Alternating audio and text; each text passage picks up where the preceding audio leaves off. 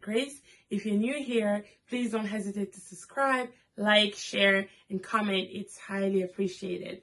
Today, I'll be talking about 5 things that I've learned from the year 2020. We all know that we're coming to the end of the year, and most of us like to sit down and think about what the year has been and make plans for the new year.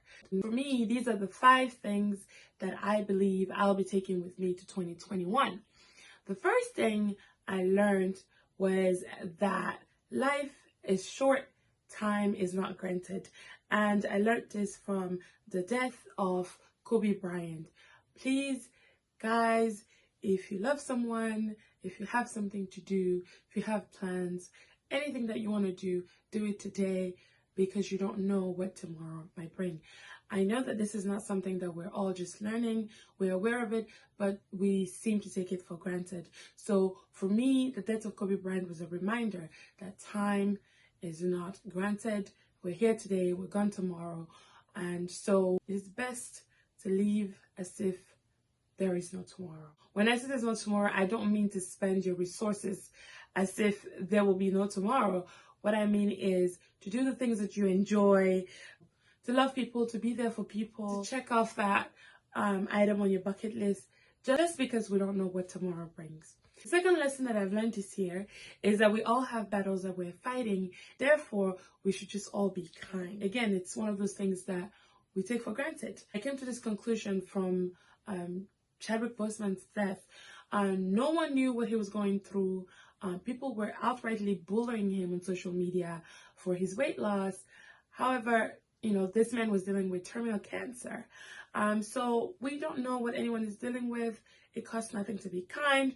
Also, another thing that I realized is that he was kind to the end. So many times we give excuses as to why we're mean to people. Oh, I was having a bad day, this and that. However, it doesn't cost anything to be kind. Regardless of what we're going through, it is always the best choice. It's always the best thing to do, to just be kind to people, because again, we don't know what they're going through, and we don't know if just one word from us would make a difference in their day.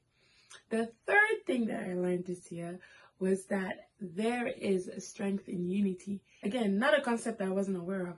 It's just one of those things that I was able to see firsthand and realize is true.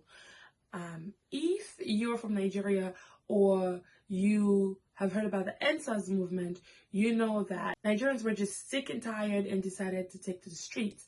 Now, that in itself is a feat, and if you're African, you know that our governments are not functional. So a lot of times people are tired and they just leave their case to God and are like, it is what it is. So it was a great thing in itself that the Nigerian people decided enough was enough. They came out and made their voices heard. And because they did, the entire world got to hear about the injustice that is SARS. However, what was impressive to me was that people who had no political affiliation, groups like the Feminists of Nigeria, came together and raised funds to take care of the people who were out in the streets protesting. So they provided food, they provided clothing where needed, they even provided medical help in cases of emergency.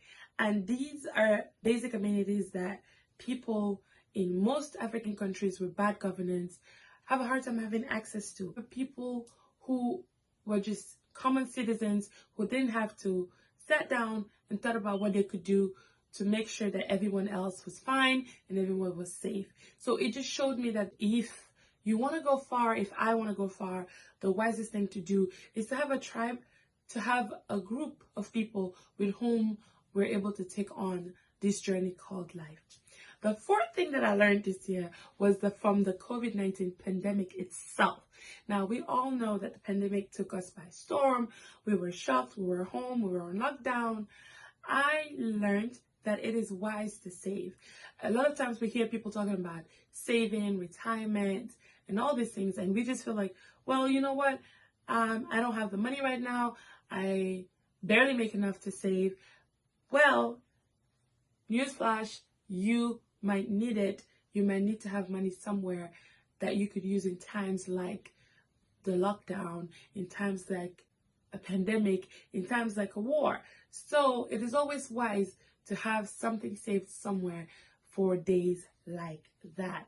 It is not just something that people say to say, it is actually a wise thing to do. I learned that we do not value people whose jobs are to take care of our children enough. Teachers, shout out to teachers. Teachers, caretakers are awesome. They're incredible. They do a great job with our children, and we should appreciate them as much as we can. Just having children home, you realize how hard it is to just have them focus. It's hard to keep up with their homework. It's hard to deal with their tantrums.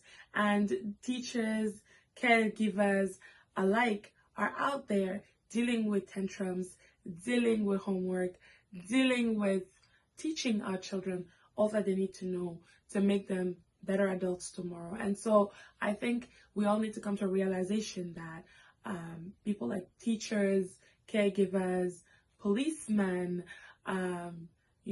good policemen, because obviously we all know there are bad policemen as well, healthcare workers who work in hospitals who prior to the pandemic were not really valued. We just thought of it as, I'm sick, I'm going to the hospital, and that's it.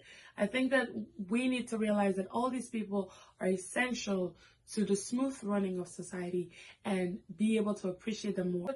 That's it for me for this episode. Thank you so much for watching.